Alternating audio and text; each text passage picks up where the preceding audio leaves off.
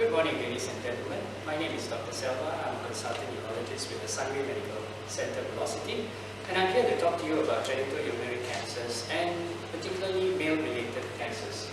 So these are some of the cancers that we as urologists deal with: renal cancer, which is kidney cancer, bladder cancer, prostate cancer, penile cancer, and testicular cancer. Now, for the kidney and bladder cancer, it can affect both men and women, but prostate, penis, and testicular cancers predominantly affect men. So, how does one suspect cancer being present in a patient? There are a few things that we look at. One is symptoms. The individual may have pain, or loss of appetite, loss of weight, or may feel a mass, for example, swelling in the abdomen, or sometimes maybe even a lump in the testis, or sometimes the individual may present with blood in the urine. Or sometimes a patient goes and have some screening done. Either it's due to imaging or tumor markers like blood investigations, and then an abnormality is detected. So when I talk about blood in the urine, there are two types of situations where we can identify. So blood in the urine typically means hematuria, and when we say macroscopic, it means that the urine looks like this. And so it is dark in color, brownish or tea colored as we call it. Whereas if it's microscopic blood in the urine, then it's actually yellow, and we normally would detect the blood through microscope. Now, of course, there are a lot of food stuff that can cause red discoloration of your urine. Things like blackberry, paprika, beetroot. So that's why it's very important that when you have red urine, you should get it checked. Now, there are many causes why we could have blood in the urine. It could be due to medication or strenuous exercises, or sometimes due to prostate in men. But what we are really concerned about is urological cancers. So this is what your doctor will actually look at and try to rule out. Now, how does a doctor investigate if there's blood in the urine? There are a couple of imaging or x-rays that will be done. It's either x-rays or ultrasounds or CT scan. These are some of the tests that your doctor will do. Now, we can also do a scope. This is putting a telescope into your bladder and having a look inside your bladder to see if there's anything going on in there. Now, what we're concerned about when someone has blood in the urine is these three main cancers, which is kidney cancer, bladder cancer, and prostate cancer. Now, let's talk about kidney cancer. Now, what are the risk factors for kidney cancer? Now, the most important risk factor here is smoking. And this is also followed by obesity, which is patients who are overweight have a higher risk of kidney cancer. Patients who have long-standing high blood pressure also need to have their kidneys checked. If you have a family history, it puts you at a higher risk. Or in dialysis patients, those with long-standing dialysis, there's also a risk of kidney cancer. And this is what it looks like. So here you can see a scan of cancer which is within the kidney. And this is actually the kidney which has been split into two. And this is the cancer over here. This is another scan image which looks at a normal kidney on the right side. And on the left side, you can see that this kidney has got cancer.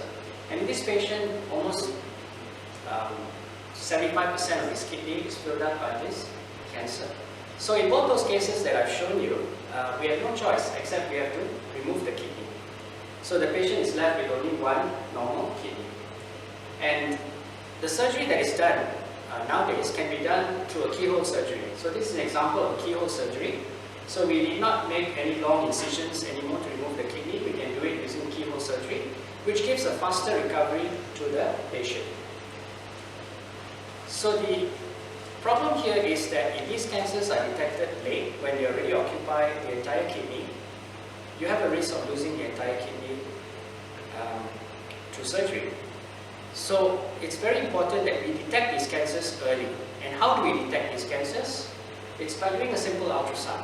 So an ultrasound examination will be able to pick up small cancers. So if your doctor does an ultrasound and he finds that there's a lesion in the kidney, he will then proceed to a CT scan. So here we see a CT scan being done. This is the kidney, and then you see a small little tumor in the kidney. And so in this patient, we decided to perform surgery, and you can see that this part here is the normal kidney, and this is where the tumor is. So if you look at this, the tumor occupies only a small area of the kidney. And therefore, in this patient, we are able to remove the tumor, sparing the kidney. So this is the surgery that is done where the tumor is removed and the kidney can be repaired.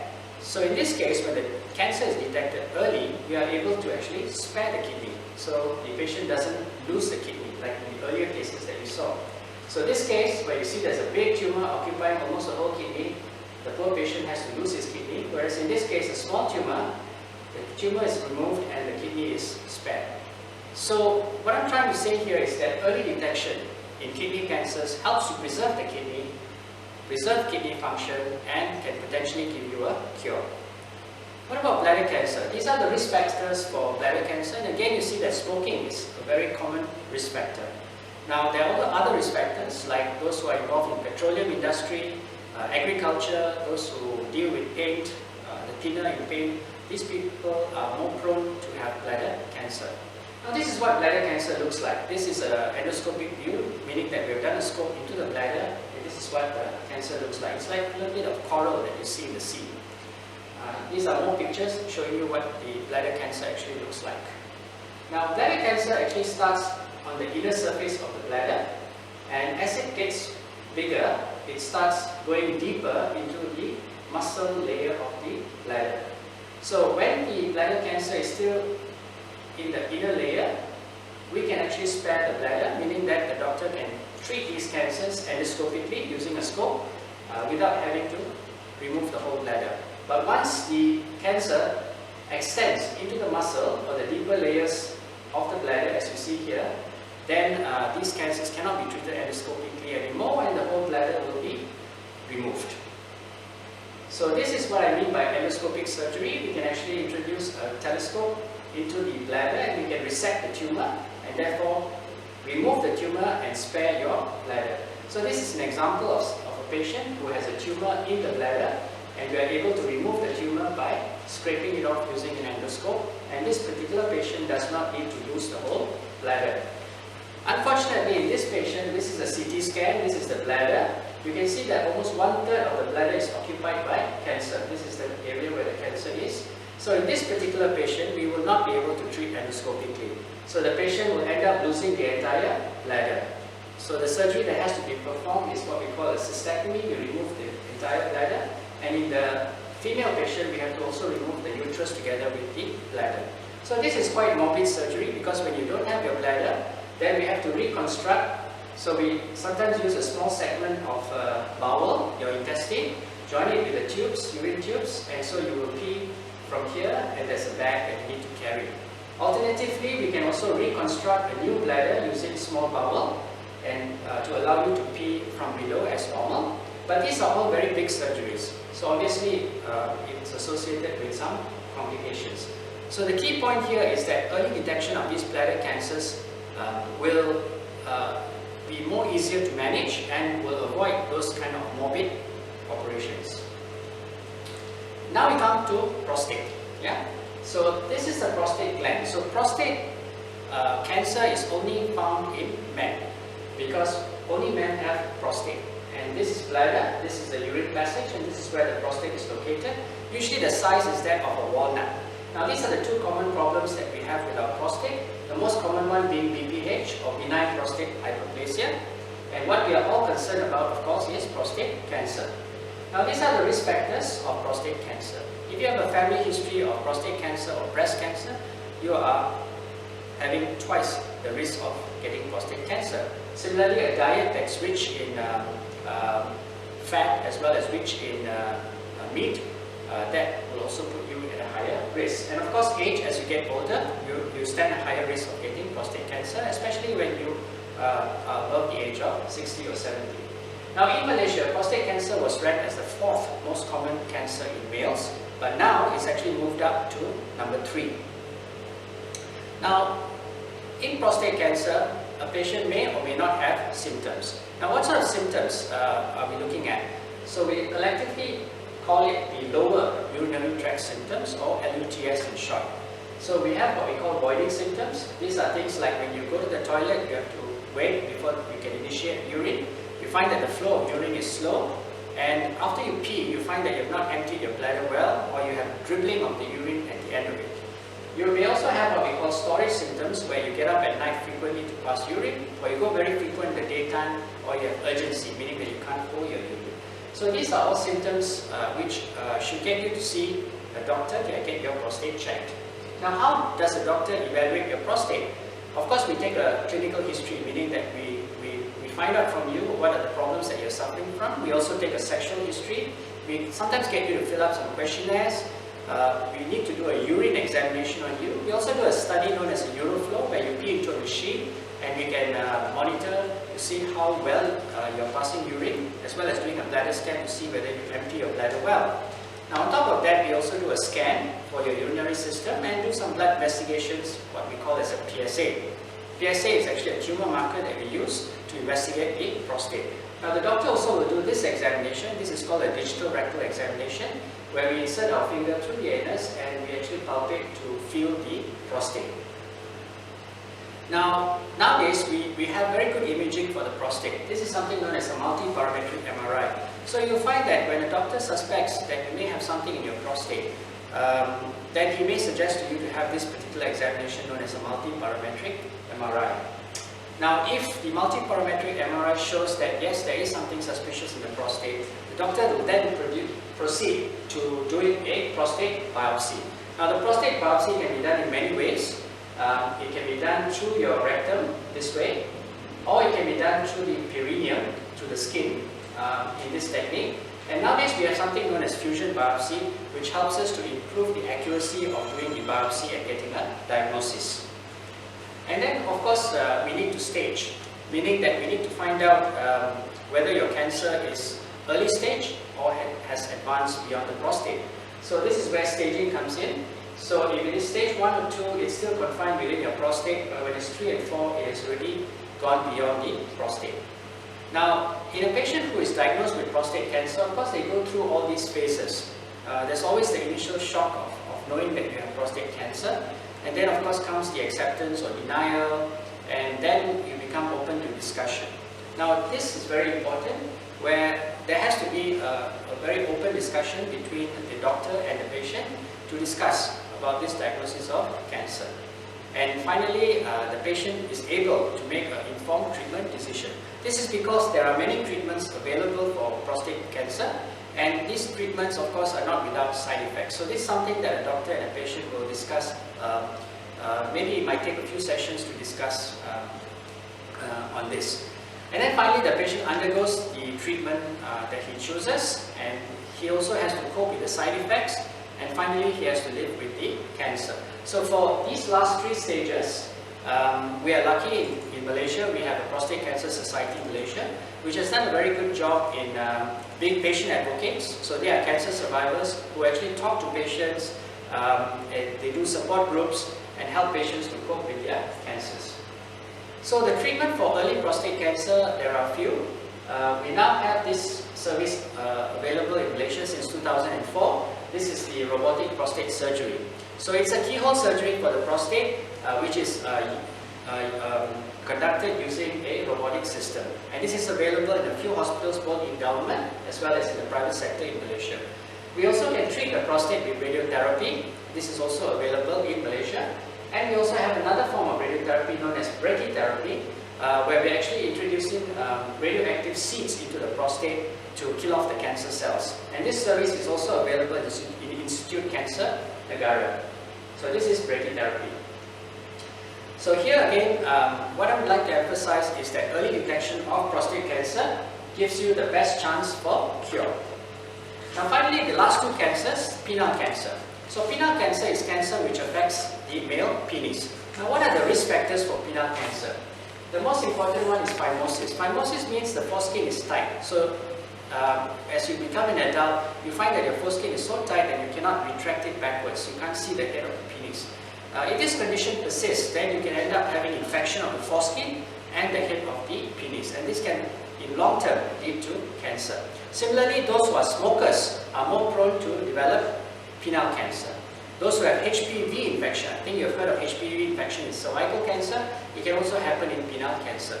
And in those patients who have multiple sexual partners or early age of intercourse, they are also having a slightly higher risk of penile cancer. This is an example of what penile cancer looks like. And unfortunately, when you have penile cancer and it is detected at a later stage, we may actually have to amputate the penis. And so you lose the function of the penis. And that's why it's very important that any man with any lesion in the penis consult a doctor early. And if penile cancers are not detected and treated early, they will spread. And they are quite aggressive. They will spread into the lymph nodes. These are all lymph nodes that can go all the way up to the higher level. And once it's gone to the lymph nodes, the chance of cure is very, very small. So that is why early detection will allow not just preservation of the penis, but it will also improve survival. And finally, I'd like to just touch on testicular cancer.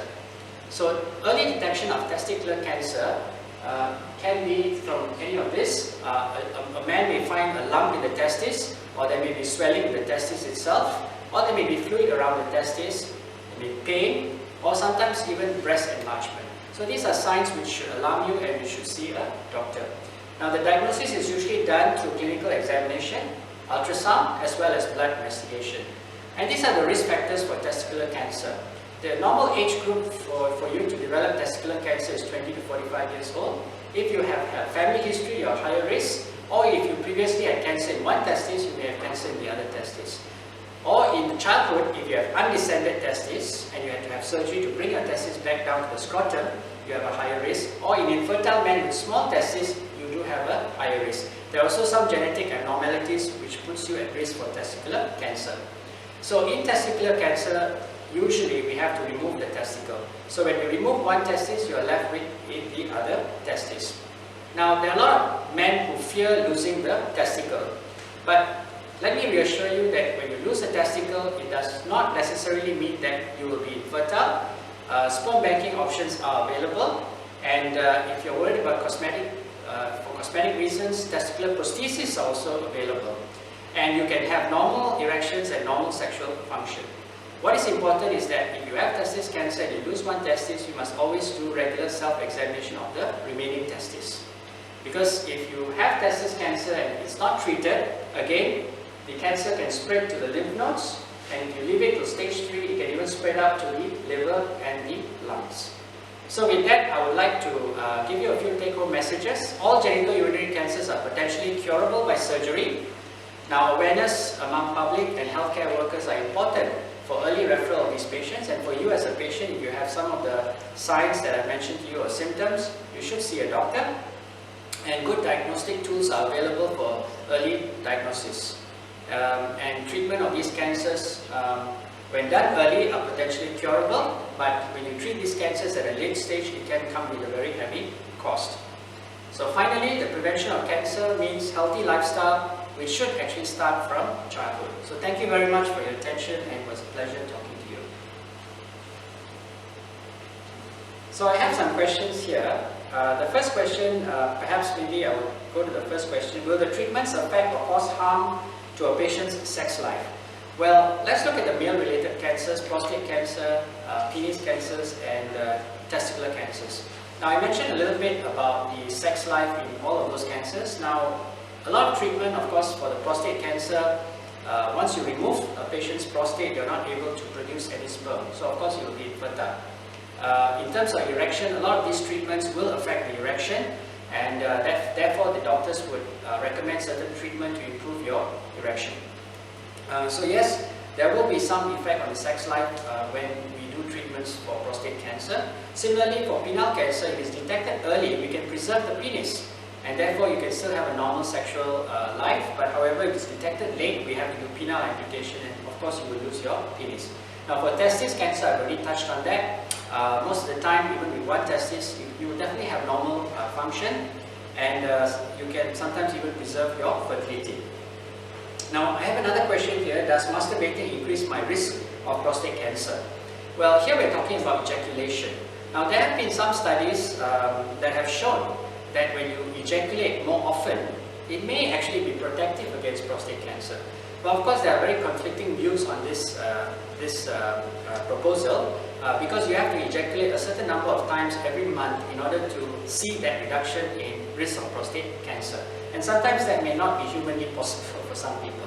So therefore, the evidence for this is not quite clear, but it certainly doesn't increase your risk. It may actually, in some cases, reduce your risk. But of course, we need more evidence on this. So thank you very much for all the questions, and